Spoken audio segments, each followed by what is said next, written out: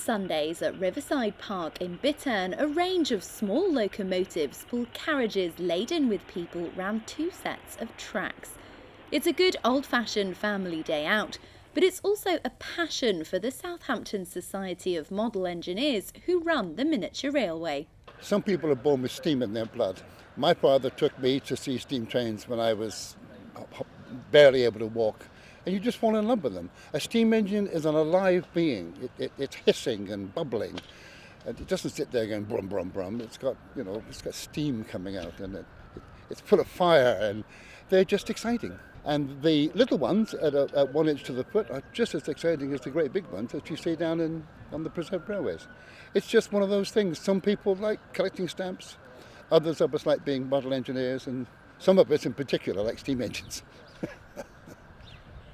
And now the model engineers want even more people to share in their fun and are undertaking some pretty substantial works to allow for a special needs car to run on the tracks. The whole thing is centred around our providing a car or a carriage on the ground level railway that will take wheelchairs.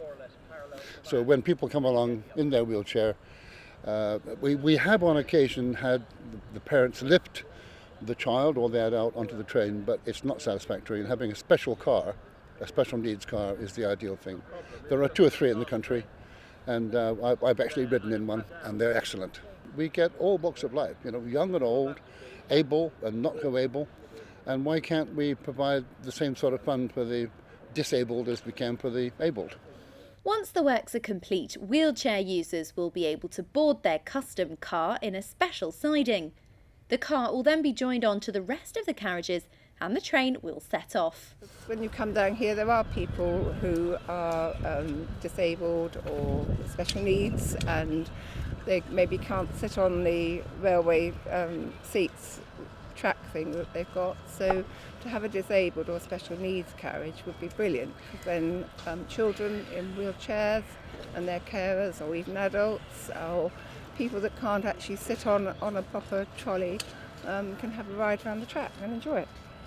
The model engineers got a £6,500 grant from the big lottery fund to do the work.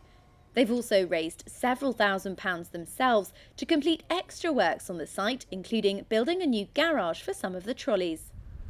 If it all goes to plan, the work to complete the disabled carriage and make it operational will be finished by late summer. That's allowing, of course, for our great British weather and the volunteers' time. But even with the engineers meeting every week, there's still lots of hard work to be done to keep the project on track. Charlotte Briere-Edney, that's Solent.